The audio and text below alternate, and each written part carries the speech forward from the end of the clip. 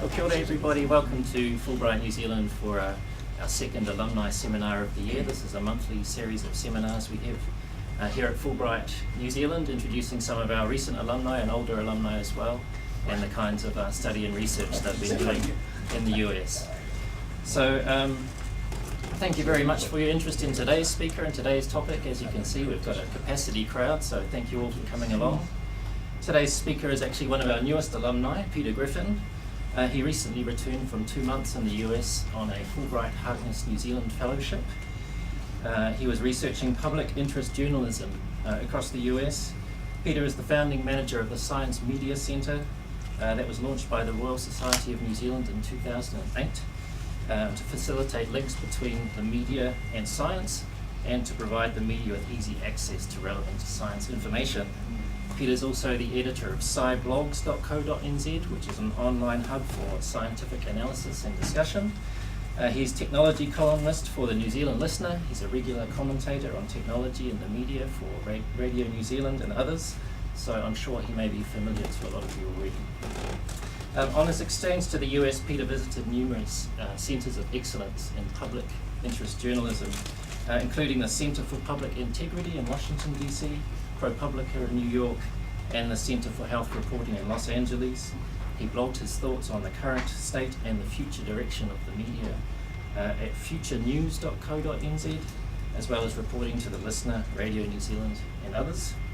And Peter joins us today to share his thoughts on public interest journalism and the future of news. Just a couple of housekeeping matters before I let Peter take over. The emergency exits for the building, if we should need them, are down the 2 corridors on either side of the lift well. The toilets, if anyone needs those, the ladies' toilets are down that same corridor on the far side of the building, and the men's on the near side here. Feel free to eat your lunch if you brought your lunch with you, or as Peter said, to tweet your lunch if you're so inclined. So, ladies and gentlemen, please welcome Peter Griffin. Thanks, Andy, and thanks to Fulbright for having me. What a great space this is, and so thankful to come back and actually get some summer. You know, I never thought really that when I decided to go away over our summer that it would be probably the best in living memory. So there I was in blizzards in New York, looking at Facebook and seeing panoramas of Wellington and best weather I've ever seen. So great that I've caught the tail end of it. This really was a dream trip for me. You know, I'm a journalist. I have been all my career, mainly on the New Zealand Herald, actually, as a business reporter, then the technology editor. And I'm really passionate about where journalism is going. But journalism is really in turmoil at the moment. It's going through the sort of change it hasn't really seen since the first newspaper proprietors were around and actually launched broadsheets in the early 1900s through the late 19th century. So it's a very exciting time to be in journalism, but there's huge challenges. And this dream trip, really, a road trip across the US, gave me a real taste of where the innovators in the field are going. Last night I was filling out my Fulbright feedback form and report I have to file. I'm sorry, Andy, it's a bit overdue, but one of the components of that form is asking you to comment on the personal and social experiences you had on Fulbright, which is really important. And boy, did I have a lot in terms of there's stuff in that form about what sort of cultural events did you take part in. Well, what better place to go than the Las Vegas Strip, which is where I started off my Fulbright adventure. Going, of course, to really business-related stuff, the Consumer Electronics Show and the New Media Expo, which is all about where the future of media is going. This is one of the biggest TVs in the world that was launched at the Consumer Electronics Show, 110 inches that is. And just look at what you can do on your TV now, and look at the media organizations that are featured here. You've got the BBC, you've got YouTube, you've got Hulu and Netflix. These are the new leaders in the media, all available now on your TV screen, just an icon away like it is or used to be on your smartphone. So this convergence that's going on is really driving the media, and that's why we're seeing the likes of Twitter and Facebook basically becoming media companies in their own right. From there I went to Los Angeles. That's the view from the apartment I rented in Los Angeles. I finally managed to figure out how to drive on the other side of the road and negotiate the highways around Los Angeles, which was great. one night we went out for dinner with a bunch of Fulbright students who are over there at the moment, and I had to drive them home across LA, which was terrifying, but I'm glad I did it. Got to the Lakers game to see Kobe Bryant and the Lakers against, I think, the Pittsburgh Panthers, I think it was, who were beaten quite badly, but that was a great experience. The LA Philharmonic doing The Planets was just amazing. It's the biggest orchestra I've ever seen. So plenty of culture going on, making snowmen in Central Park after the blizzard. Hanging out with Jack Tame and a bunch of Kiwis in New York for Waitangi Day. And the guys from Dub Pies in New York put on pies for everyone. All the Americans in the room, none of them had eaten a meat pie, a mince pie before. So that was a great experience for them. Jack Tame, the TVNZ correspondent, oversaw everything, so that was really cool to be there for that. Snowshoeing in New Hampshire, a new experience for me, snowshoeing, but wow, that was fantastic. Making friends with people at the Harpoon Brewery in Boston. Great brewery, free tastings if you're ever there, fantastic place. And really a fascinating trip to MIT's Fusion Lab. And this was really just randomly out of the blue. I was at a science conference in Boston, and they offered to take us and show basically where they're trying to come up with a sustainable way to do fusion energy, the same process that's going on in the sun. They're trying to harness it and create basically an endless supply of clean energy. It's very difficult to do. Unlike nuclear, which can melt down and keep reacting and going on, this stuff is really hard to keep propelling and keep going. If they can crack that, that could be one of the biggest scientific advances this century. And probably the favorite for me, really nice thing to be there, very rare opportunity to be there at the time of Obama's inauguration. I was here, there was 800,000 people, that's as close literally as I could get. But his voice was booming out, and it felt like being probably at a civil rights sort of speech in the 60s, really passionate and visionary stuff coming out of him on everything from social welfare and healthcare through to climate change and science, a lot of mention of science and how they're going to harness science to tackle some of the big issues facing the US and the world. So great to see that. So a bit of an insight into some of my cultural experiences there.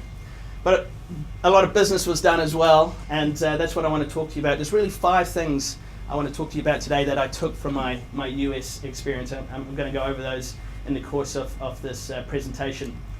But first, I just want to talk about some of the changes going on in the media. In the 2 months alone that I was in the US, the change that I saw there was immense. The International Herald Tribune, it was announced, would be ceasing publication. Now, it's a paper that's existed outside the US for many decades, a very top quality paper, not economical to put it out anymore. We saw Time Warner decide to spin off its Time magazines division. So Time is the best known of those magazines, but there's some 90 magazines there. And it's reasonably profitable, but Time Warner is just nervous about the future of magazines. It doesn't want to have that on its balance sheet, so it's gone. The New York Times laid off 30 senior reporters and closed down its environment desk. So that was really gut-wrenching to see some really big names depart that organization.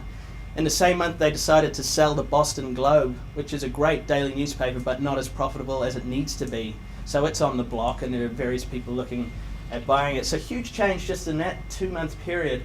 And we've seen in the last year in New Zealand some of the big changes. Our digital public broadcast channels, TVNZ7 and earlier TVNZ6, were shut down June 30 last year, which was really sad for us. We'd worked with scientists on the ever-wondered science show. There was 2 seasons of that before it got shut down, so it's sad to see that go. We're also just seeing a change in the tone of media, and you'll have noticed this better than I, because I was away when 7 Sharp launched, and just seeing the commentary about it was quite interesting from abroad. I think things have settled down in that format now, but there's definitely been a shift in how current affairs is approached by our public TV broadcaster. And I don't think we're ever going back to the days of even Holmes or Close-Up. Those days are gone. We're looking for shorter, sharper, socially integrated news coverage, and that's exactly what we're being served up. We've seen the tabloidization, or they call them compacts. The New Zealand Herald, after 140 years, has gone compact, and that means shorter stories, perhaps more graphically inclined stories, so they're really interested in infographics. We've seen, bizarrely, the return of a science section in the Dominion Post, which is a real reversal in a trend that we've seen away from specialist journalism. So that's a positive development. Not all of this stuff is negative. Some of this stuff is actually creating new opportunities. Stuff Nation, probably one of the most significant experiments in citizen journalism that's gone on in New Zealand to date. Some people absolutely despise it because it features on your homepage, and some people are clicking on those links thinking that they're real stories, but they are real stories. They're just written by citizens. So an experiment that has a long way to play out yet. Lesson number one, really, I came away with from the US is that it's time for the media to start charging for content online. And this is a real change in my thinking. And I write about this in the current Listener. My column is about this whole digital description issue. And 10 years ago, I was thinking, a bit like everyone else who believes in the freedom of the internet, that information should be free, and that putting up paywalls is a barrier to the transfer of information on the internet and around the world that way. But the reality is that unless we can get sustainability into the media through people paying a little bit for journalism online, we're just going to see a continual trend downwards in terms of quality.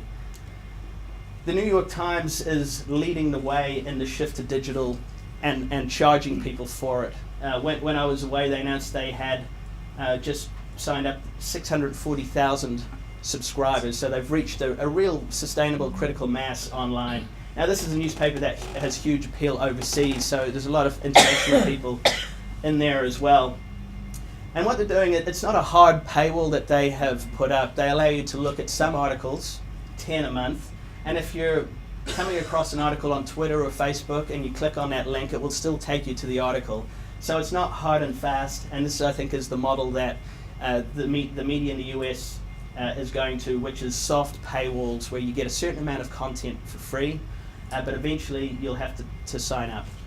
And the key to it working, I think, is the flexibility. And here the New York Times is a real leader. At the CES show in Vegas, they were the only news organization with a big booth there. That's how much they value technology. And they showed us all their services. So if you're a digital subscriber, you can access their services on the Kindle, on any smartphone, Android, or iPad device. If you're reading an article on your smartphone and you don't have time to finish it, and then you pick it up again on your tablet, it will pick up where you left off, a lot like a Kindle device will do. So they've been really clever about it. You can even get the New York Times crossword delivered as an individual app. So that commentators over there are calling it year zero for the New York Times, because they've been in the red for years and they've sold off all their assets. They own all sorts of crazy things. The building was worth a lot of money, so they've sold that off and leased part of it back. So that now they're breaking even, and it's thanks to the growth in digital subscriptions. Just last week, the Washington Post announced a plan to put up a paywall as well, and as one of the big sort of national newspapers, that's really significant. Last week, again, Pew Research Group, based in Washington, D.C., came out with some really interesting figures. Of the 1,380 daily newspapers in the US, a third of them have adopted or will adopt paywalls in the next year. So that's a pretty significant number. And they're saying that the growth in digital subscribers will stabilize total print and digital newspaper revenues, because it has been eroding. And digital revenue has been, growth in digital revenue from advertising has been very sluggish lately. So these digital subscribers who are coming on board are starting to stabilize the news business, which is great to see. Gannett, Lee, and the New York Times Group are all going down this path. And this is what Pew has to say, that it will have a positive impact on the quality of journalism as news organizations strive to produce unique and high quality content. And that's the crucial thing. If you're expecting people to pay for something they've been getting free for the last decade, it's got to be really good. So it's a return really to the fundamentals of journalism, quality, context, analysis. That's what people will pay for, because there'll still be free news out there. but it will be news that you can get anywhere from any sort of internet search aggregator. A couple other interesting stats out of the Pew research. This one's interesting. 31% of the 2,000 people who were surveyed have said that they've turned away from a news outlet because they've become concerned about the quality of it, or it's no longer serving the need that it did before. So that's an interesting thing. People are being turned off news outlets for whatever reason. And 60% of them didn't really know about the turmoil that the newspaper industry has been going through, and that came as a bit of a shock to me. Being immersed in it, I know exactly. I'm reading all the trade journals and that, but most Americans are just like, yeah, we don't really know. We just expect the media to always be there and to be robust and to do public interest journalism.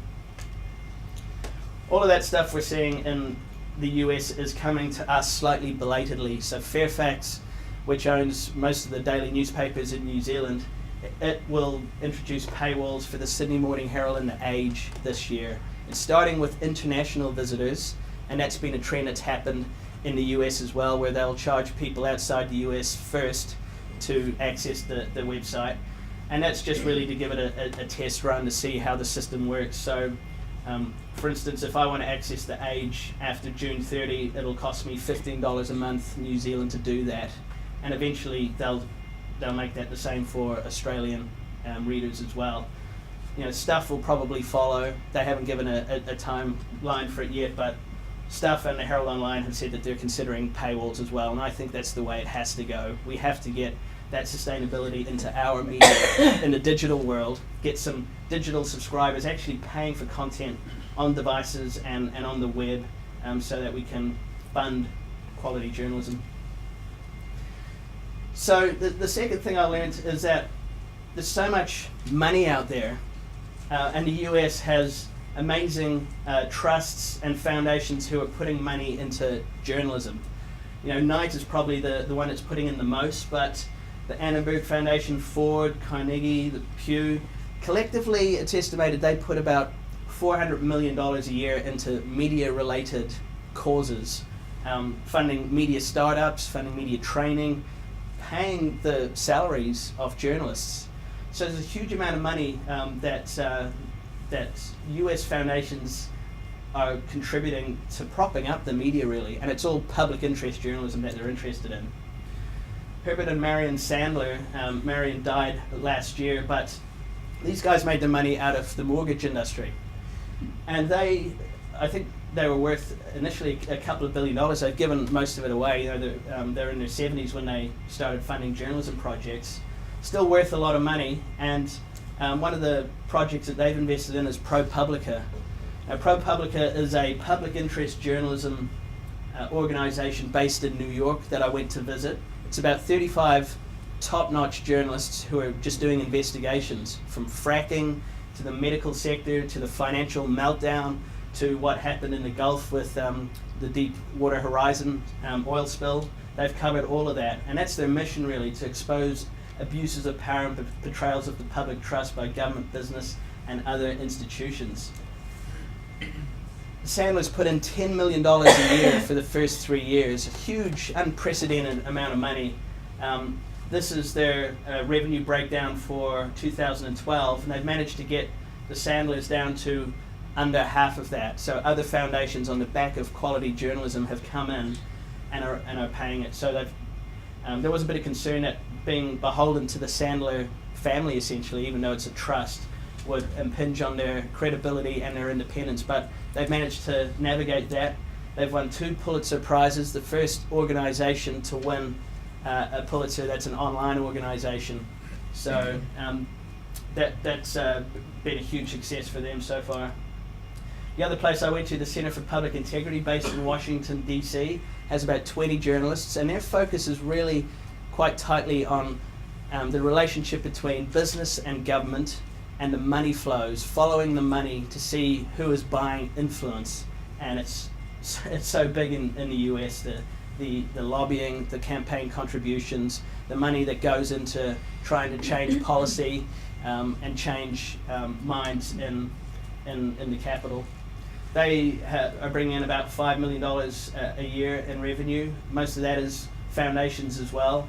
You can see that the rest of it is is pretty small. They do pledge drives and that, but what I found pretty much is all these centres of public interest journalism, 90% of it comes from foundations, and it's really hard for them to diversify beyond that. They're trying everything. They're selling ebooks.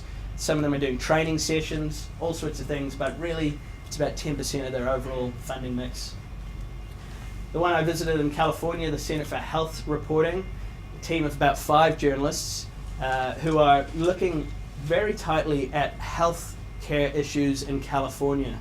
And they're really gearing up for the release of, or the introduction of the Affordable Care Act and what that will mean for the health system. A lot more people becoming eligible for healthcare services. It's a huge, complex rollout that's going to have to happen. So that's going to keep these guys busy. At the moment, they do investigations on health-related issues. One of their most successful was an investigation into dental care in Sacramento in California. And they found that a lot of poor children there weren't getting decent healthcare coverage.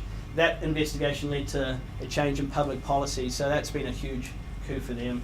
So they've just had their funding renewed for another 3 years. Their budget's about $1 million a year. And all the money comes from the California Healthcare Foundation, which funds all sorts of health initiatives in California, but they decided to chip some money into journalism as well. Ford is another one. So this was money that came from Henry Ford's company off the back of the Model T. They're now funding actual positions on newspapers. The LA Times has 3 reporters funded by the Ford Foundation. The Washington Post has at least 2. And this money comes with conditions. For instance, on the LA Times, those 3 reporters have to report about ethnic affairs and border issues. So the Ford Foundation saw that there wasn't great coverage of ethnic affairs in the LA Times. There's so much going on in California, changing demographic, and the LA Times wasn't really getting to grips with it.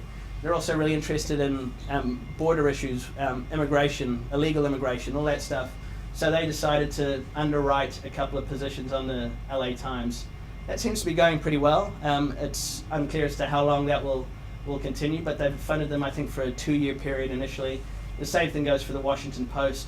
So this is a bit of a new experiment in funding journalism where foundations are actually paying the salaries of journalists. And we're seeing it also on public radio. That California Healthcare Foundation I mentioned is actually paying the salary of journalists on radio in California as well. And this is all disclosed when you hear a report or you read a report. It will say where the funding comes from because there is potential for conflicts of interest there. But so far it seems to be working pretty well, and I think we'll just see more of this.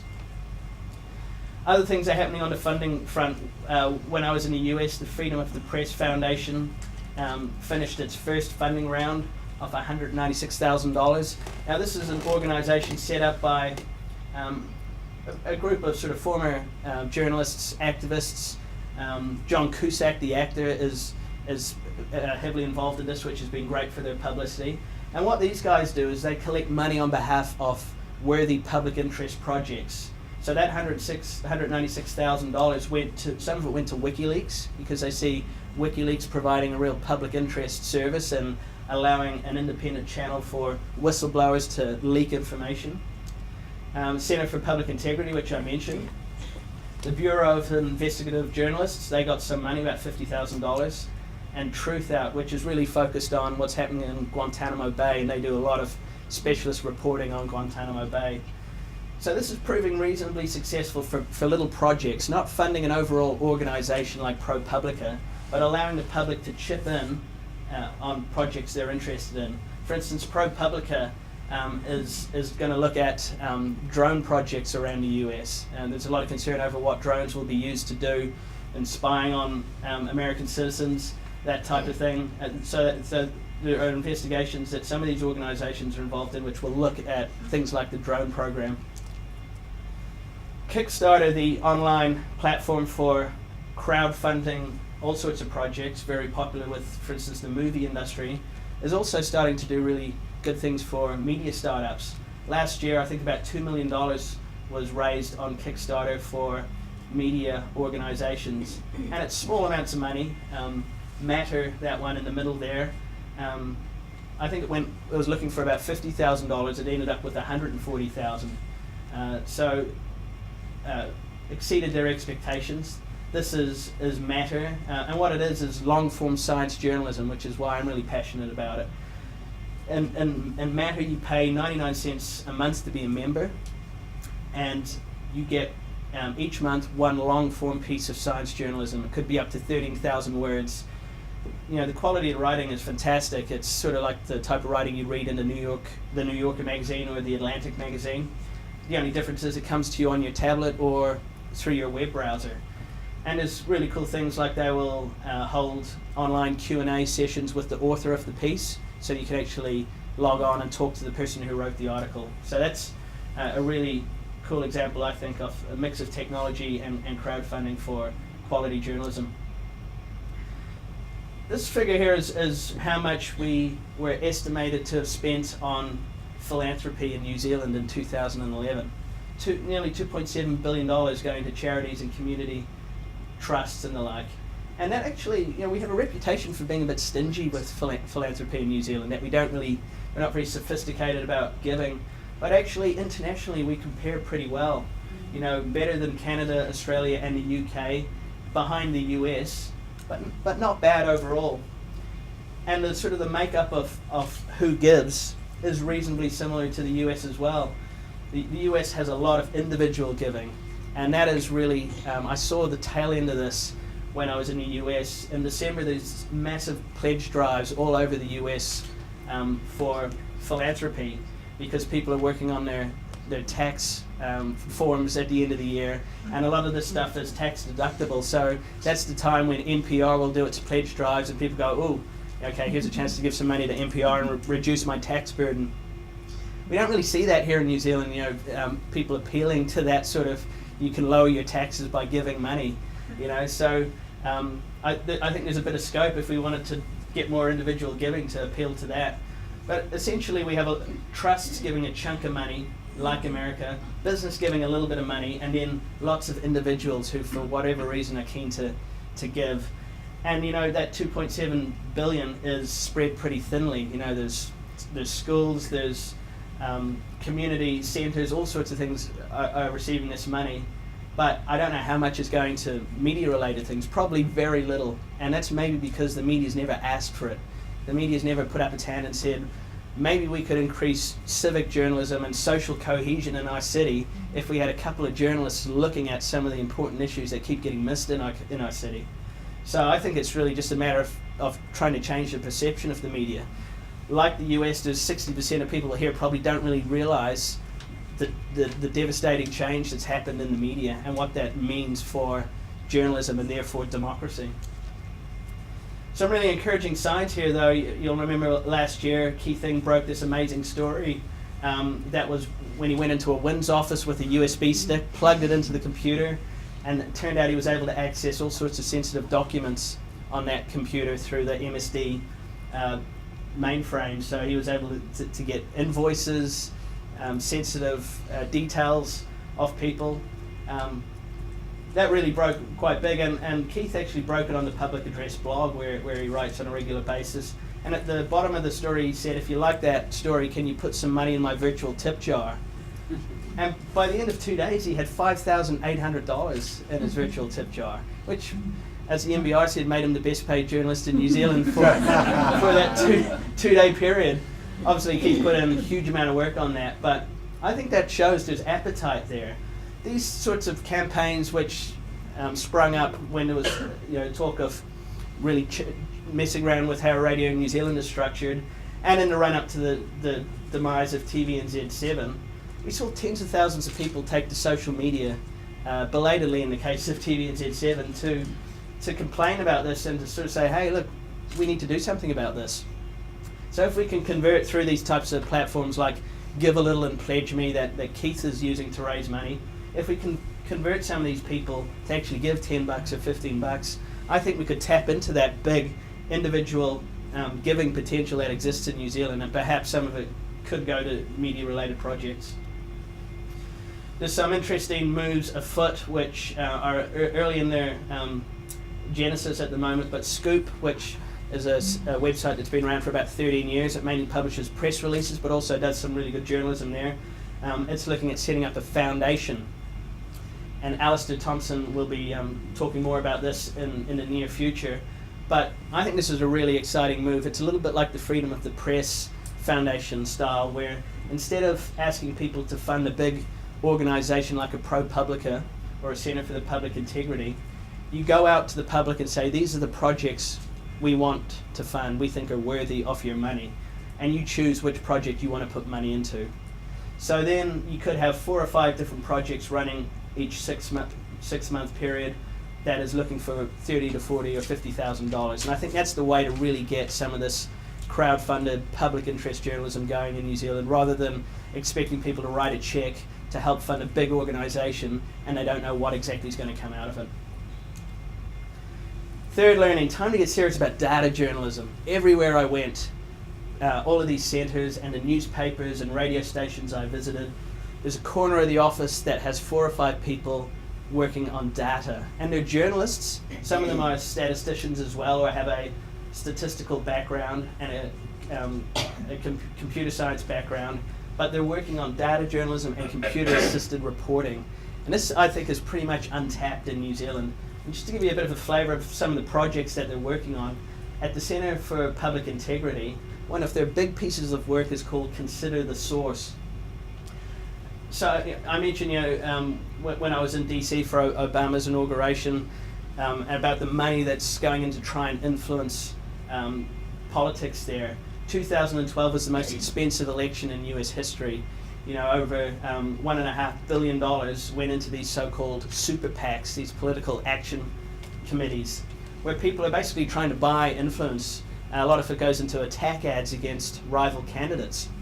All of that is down to a Supreme Court ruling in 2010 called Citizens United, which basically said that under the First Amendment, you have the right as an individual or a company to spend as much money as you want advocating for political causes. Now that's different to political campaign contributions. That's governed slightly differently. But essentially you can set up a super PAC, put $300 or $400 million into it, and seed advertising, attack ads all across the internet and broadcast and print across America. And that's why we saw all of those sorts of ads just playing in prime time in the run-up to the general election. So what the Centre for Public Integrity is doing is using as much publicly available information as possible to track where the money's going, what money is going into these super PACs, who's spending what, who's contributing what sort of money to political candidates. It's also looking at lobbyists on K Street in Washington. The street is lined with lobbyists from the military sector, from pharmaceuticals, from beverage. Everyone is trying to lobby government to win influence. These guys are taking any available information they can, and there's a lobbyist disclosure regime over there, so they have access to it. We don't have one of those here, which is a shame, and hopefully there'll be some legislative change to bring some in. One of the projects they just broke while I was there actually is they revealed how this organisation, Donors Trust, has been used as sort of a shadowy, sort of like it's a catch-all for people who want to donate to conservative causes. So Donors Trust has funded everything from the Heartland Institute, which is big in climate denial. They're really pushing the anti-climate message, through to an organisation which I almost went and visited sort of by mistake. It's called the Franklin Institute for Public Integrity. And I Googled it and thought, this is great, sounds exactly like what I'm into, public interest journalism. But it turns out that they're funded by Donors Trust, huge wedge of money going to Franklin, and to push conservative and free market and causes. So they never disclosed any of that. It wasn't until the centre went back through 10 years of IRS filings from all of these donors who are putting money into Donors Trust and managed to link it all up. And it shows that over the last 10 years, Donors Trust has collected $400 million from donors who want to push conservative causes. And none of this has really been properly disclosed. It's only by trawling through the data that they're able to do it. Over at Propublica, they did another really cool data-intensive project, which I really liked. a few years ago, there was a group of pharmaceutical companies were sued because some of their drugs ended up killing people. As a result of that, there were and the lawsuits that resulted and the settlements, they had to disclose any payments that were made by drug companies to doctors and health centres, hospitals, that type of thing. So all of these filings are out there on the web. They're hard to get hold of and find because the companies don't really want to make a big thing of them. But Propublica has been gathering all that data together. And at the moment, it's only covering half of the pharmaceutical industry, about 15 companies. But they've shown there's $2 billion in disclosed payments being made from the pharmaceutical companies to doctors. And that covers things like consultancy fees, trips to conferences, speaking fees, meals and entertainment, all that sort of stuff. So it really adds up to the extent that one guy they discovered is making over $1 million a year from contributions from pharmaceutical companies. Now, does that matter? Well, it may not, but it should matter to the people who are getting a professional medical advice from this doctor to know that he's getting all these incentive payments from big pharmaceutical companies. So what this, they call it a news app, does is it allows anyone to go and search their doctor in the US and see what money they're being paid by pharmaceutical companies. A great tool for transparency. That's a tool that's been embedded on lots of news websites around the US, and it's all down to the data team led by a health reporter, Charles Ornstein at Propublica, putting all that information together and making it useful to the public. Probably the leader in the world in data journalism is the New York Times. They have the biggest and probably the best data journalism team of any media organization around.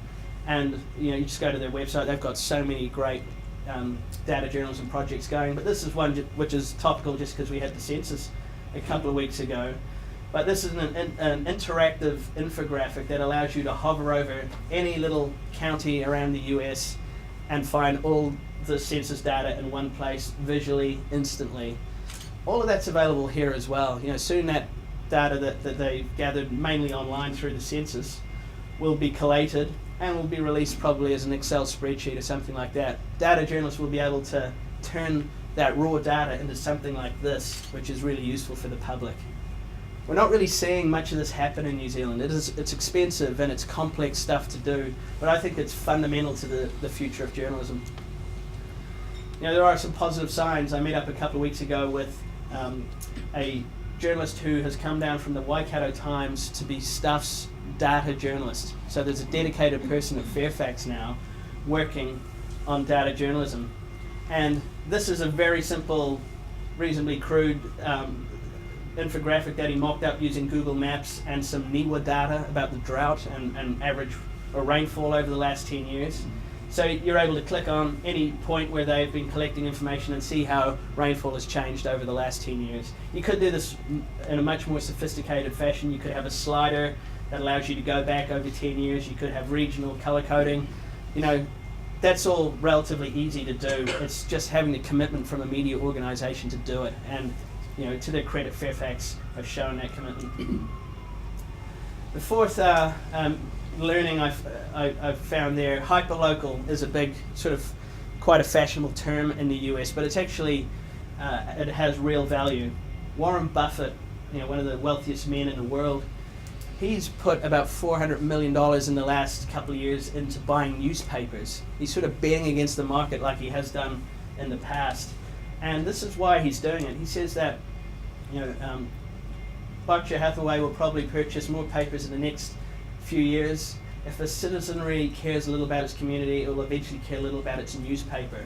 So he's looking at scooping up those small and mid-sized papers in regional America. They might be struggling a bit. They're cheap. That's why he's interested in them. But he sees a long-term need for hyperlocal news. People will always want good quality news about what's going on in their community. All the breaking national news, that can come from anywhere, and it's being spit out across the internet every day, but the local stuff is harder to do, and it's the stuff that's most immediate to us. And that's borne out in that Pew research, going back to that.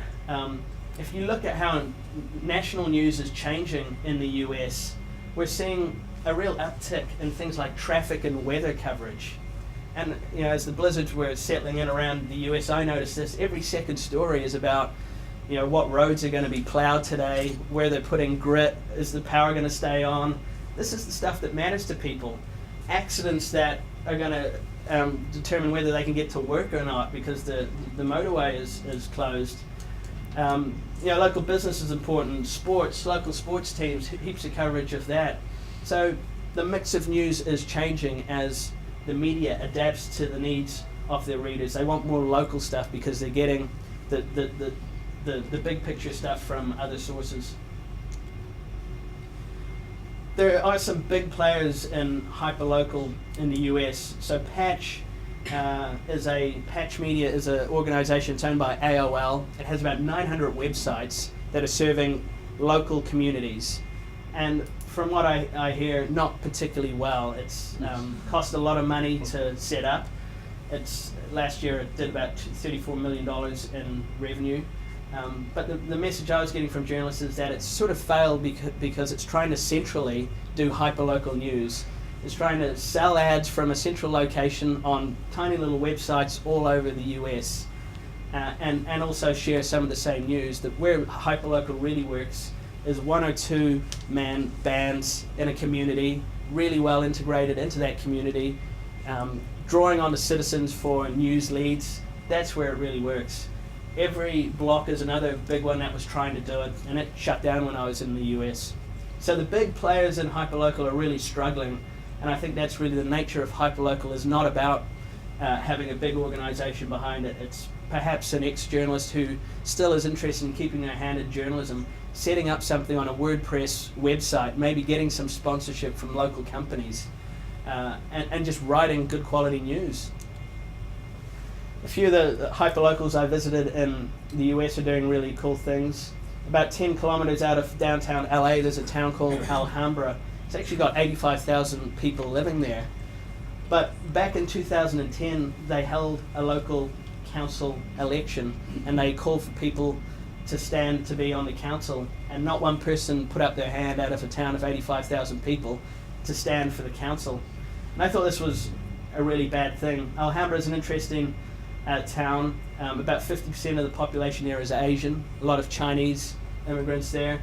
30% is Hispanic, and the rest is either white or Afro-American. So there's a hugely diverse mix of people living there. There's different languages being spoken. The Annenberg Foundation put some money into this hyperlocal. It's two people who work on staff, and they have a network of 20 citizen journalists. And they train those people, and some of them are retired citizens. They train them up in journalism. They send them along to local councils. They don't get paid, but some of them have really taken to journalism. They're writing reports from the local council. They're interviewing the mayor. They're doing the sort of journalism that you'd see in small town newspapers, but doing it better. So the Alhambra source has been a real boon for that town. They publish all the stories in 3 different languages, and then people can comment in their own language in the comments. And it's really, I think, a good example of how you can do good quality civic journalism and try and get your community more engaged through journalism. Obviously that's foundation funded. It's hard for them to find a business model that doesn't involve the Annenberg Foundation writing a check for them. But definitely, from content-wise, it's doing great things. Here's another one set up by a wealthy businessman who was a bit just thought that the level of sort of local news in New York wasn't very good. What was happening in the neighborhoods of New York, so he set up DNA Info. It's moved to Chicago as well, and that's just doing real sort of low level what's happening in the suburbs of those 2 big cities. One of the things they do, for instance, is, and this was a bit scary when I was in Chicago, because by about the 20th of January, 32 people had been murdered in Chicago, and so there I was in one of the safe zones, sort of in the CBD. But this is a bit grim probably, but it allows you to hover over each neighborhood in Chicago and see, basically who's been murdered there, and how they were murdered, and a little map sort of geo-marking where the murder happened. And this is really important to people in Chicago because it's such a problem there. You know, it's a very violent city, and it's quite confronting to have this, but that is news every day because someone has literally been shot or stabbed every day in Chicago. So they've taken it upon themselves, DNA Info, to track all of this and make a point of actually confronting the community with what's going on in terms of the crime. Of the hyperlocals in the US, probably the most successful is the Texas Tribune. Again, a wealthy businessman, a venture capitalist, put some money into the Texas Tribune. And as a result of that, they broke some really good stories. They've got other funders who have donated money. Very innovative company that's doing hyperlocal news. They're big on data journalism. So a little bit like the Stuff Schools project here, where they looked at national standards. These guys have been scraping publicly available data about the state of education in Texas, have made some really great strides in that area. They also make money out of events. So they will put on, say, a political panel or a debate or something like that, and they gain sponsorship for that. They don't charge people necessarily to turn up, but these are proving really successful for the Texas Tribune. So there's another business model that a hyperlocal is exploring that potentially could have wider use. Finally, my fifth sort of learning from the US is I think we need a shake-up in journalism training in New Zealand. And we have some great journalism schools which are teaching the fundamentals really well. But there's very little talk really about things like data journalism, which is central, I think, to journalism. I think it will be as important in future to be able to interview a database as it is to interview a subject. That's how important data now is, and how much big data is out there that can tell us really important things about the world. You know, really, as a journalist coming into the industry, this is where you sit now. Technology has such a big bearing on the industry. The platforms that are available, the channels to the audience. There's so many of them now. You need to be able to understand them. The business models, trying to make it sustainable, advertising on social networks, display advertising versus inline or native advertising. This stuff is important. And then what you could probably call the user experience, which it still has to be good quality journalism, delivered in a format that's useful to the reader or the viewer or the listener. But increasingly, I think journalism schools in the US are training journalists and students who are going into the field to have a bit of a knowledge about all of those things, which are increasingly important. They call it entrepreneurial journalism, and it's being taught at the likes of the University of Southern California, American University in DC, and right across America. You can actually go there and do papers on how to do a media startup, create a business plan for a media startup. And the thinking is that the graduates who are coming out of these programs are just as likely to be going to these new media companies as they are to the traditional, the Washington Posts, the LA Times, the CNNs. You know, these are companies that now employ significant numbers of journalists, are turning over a lot of revenue, but they weren't around 10 years ago. And the journalists who sort of have the nous around the technology and the business models to set these sort of companies up will be ones that have hugely greater potential in their career, rather than just having a career as a writer or a broadcast journalist. So really, that's, you know, I think where the future lies for journalism is people thinking a little bit more like entrepreneurs. Who are the leaders in journalism now that are going to set up the next wave of media companies in New Zealand? I think the ground is ripe really for the likes of Huffington Post style organisations. You know, with the media in such turmoil, there are opportunities going begging at the moment. The technology platforms are cheap. It just needs a bit of leadership and people who are driven to make it happen. So I'm writing up all of this and lots more findings in a paper that I'll be publishing in Pacific Journalism Review probably in June. That's David Roby at AUT, his journal, a great journal. So I'll be looking at what I've learnt there and what we might be able to apply here in New Zealand. I've been blogging as I've gone around the US, and I've got a stack of interviews to write up, so check out futurenews.co.nz, that's my blog. So I've got heaps of posts coming down the line interviews with commentators, professors, and journalists from around the US. I just really want to thank Fulbright New Zealand and the New Zealand Harkness Fellowships Trust for obviously underwriting my trip to the US and all the support of the team in the lead up to it, all the paperwork that needed to be done. So thanks particularly to Stephanie, who was just a fantastic help in all of this. And there's just some contact details if you want to get in touch. But already in the media stuff that I've done, it's flushed out some amazing ideas from people who are working on citizen journalism or crowdfunding projects. I think there's a huge amount of potential here in New Zealand. The scale is an issue. We're a very small country, but we're very innovative here as well, and I think we can really harness something to get public interest journalism going. Thanks for having me.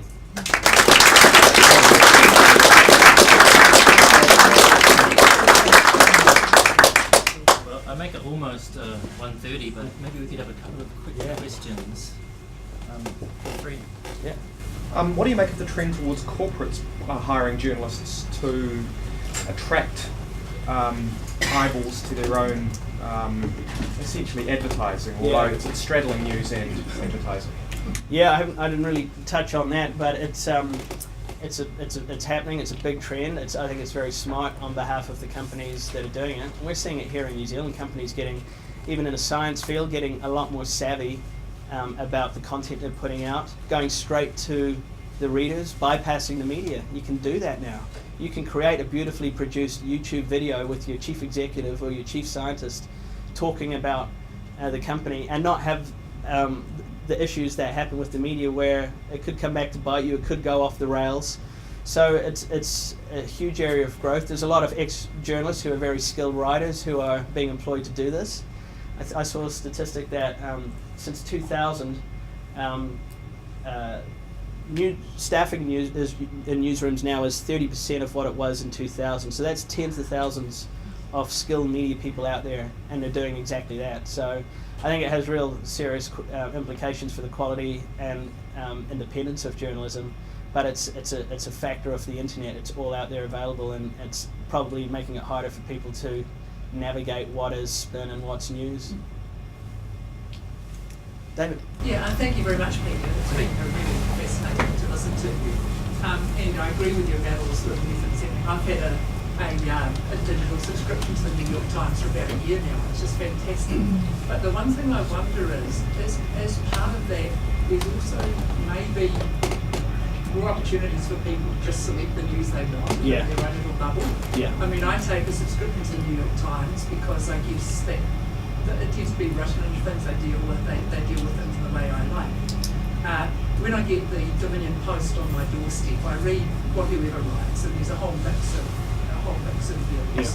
Where somebody else might go to Fox News for all of their information. I don't know what the way through that is, but that's the one perhaps downside I see with all this. Absolutely, yeah. And actually the trend is away from that sort of magazine style of journalism where you get a bit of everything. All the technology, all the development of social media and all that is actually encouraging you and enabling you to set up a news feed of exactly the sort of stuff that you want. There are apps like Flipboard which allow you to basically choose the RSS feeds that you want, combine them into one beautiful looking magazine. So if there are areas of coverage that you don't like, you'll just never see them.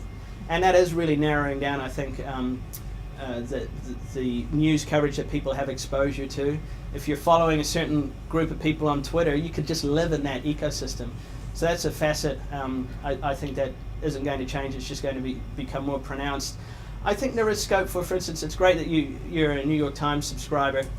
If, for instance, the Dominion went digital behind a paywall, I think a lot of Kiwis, and particularly in Wellington, would be keen to do it. But would they also subscribe to the New Zealand Herald, which is the biggest newspaper in the country and the biggest news website?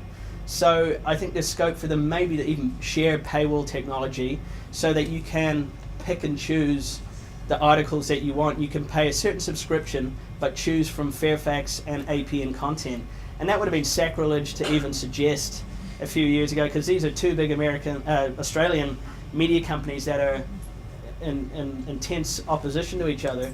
But I think ultimately that's the way that they're going to survive, and cooperating on the platform and on the paywall technology, but still competing on the news content.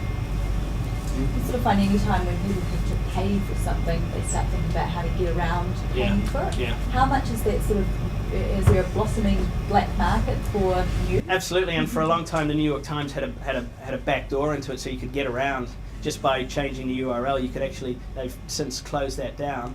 But the way I see it is, say as a music listener, I used to do all that sort of stuff to try and get music for free.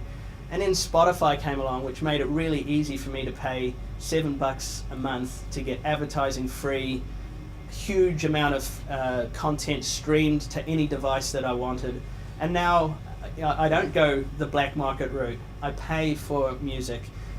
The same is happening in the US for TV and drama content, TV series with Netflix. People are paying a little bit, $8 a month, to get all you can eat TV programs. The same thing has to happen with news.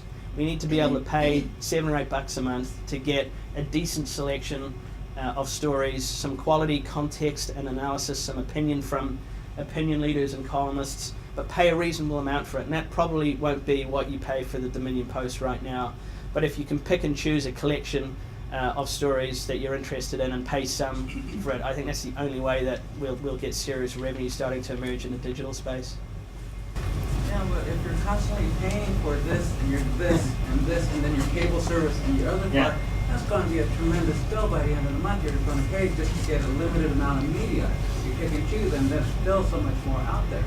How does the general population have to deal with that and still be informed about what's going on in the world? And it really puts the cap on that as we get information. Just a point there about how will people be informed. I think it's really important throughout all of this that we still have robust public broadcasting, public journalism that's potentially funded by the government.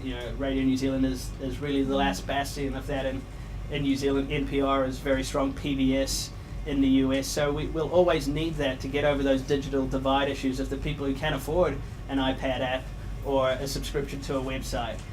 But I think in terms of all the payments we're making, we're increasingly used to making micropayments. So we'll be paying more organizations, hopefully smaller amounts of money. So instead of, Sky's an interesting example here because they are so big. They're basically a monopoly on pay TV services in New Zealand, and we pay them a big chunk of money to get what is potentially good quality content. But what we're seeing in the US is people having much more flexibility on being able to buy bits from different organizations. And what we don't really have at the moment is a e-commerce system that allows you to do that in an easy, user-friendly format. There's Google Wallet, there's Visa, everyone's trying to crack this so that it's effortless to buy across all these organizations. And the ultimate situation is like an iTunes system where you're paying $1.99 here, 99 cents there, all through one organization. The problem is that that's restricted to Apple. So we need a standard format that anyone can embed on their website to make that effortless. It just occurs to me that what you're describing requires a tremendous amount of sophistication on the part of the user of the news, the reader, the public citizen, and I don't know that we're up to that. So we have to do a lot of self-education, or our education has to change to help us, handle that. Absolutely, and that's why they've been shy about putting up paywalls. Probably about 2003, the Herald tried putting its columnists behind a paywall. I was one of them at the time. They call us mushrooms for some reason. There was a group of about 7 or 8 of us that would, we were going to be kept in the dark, behind the paywall, and it didn't work. It lasted about 2 months. No one signed up for it, and I think part of the problem was that just no one felt comfortable really putting their credit card information into the Herald website and keeping track of the subscription. So it's sort of related to that last point. I think it's got to get seamless. It's got to be like buying a tune on iTunes or something like that. That's the only way that it's going to work. I saw at the CS show they went through the whole sign-up process for the New York Times, which is really easy and simple. And I think people who are familiar with an iPad or a Kindle get it. So we're really looking for that level of mass user experience, and definitely I think the Herald and Stuff and Fairfax are really going to have to work on that, because they haven't really done that type of interaction with readers before. Most of the US public libraries giving free subscriptions, as we have here. Yeah, that's still happening, which is a great thing to see. So, yeah, I went to the New York Public Library, and that all the newspapers were there. So, I think Online. I don't know about being able to log in online, and I don't think so. You can do that. You can access subscription-based services. Times, Washington Post. Right. Yeah. I think you can do that in most libraries in the US. Yeah. So you get a login, and like Press Display or something. That's what they're using in New Zealand, isn't it? I'm not sure about across the US though. Well, I'd just like to thank Peter for coming in today and sharing his experience and insight with us. I'm sure I'm not the only person in the room who's a little bit envious of your road trip, which took you not only from coast to coast, but seemingly into the future as well. So thank you also for cutting through all the information you learned in the US. It's very important for us here in New Zealand to have people who can filter through what's happening and share that knowledge, and you've done that so enthusiastically, not just here today, but in the New Zealand media. And I would remind people to check out futurenews.co.nz. It's got links to some of Peter's radio interviews and so on and so forth, and I'm sure there's a lot more to come. So thank you, Peter. Thanks, Andy.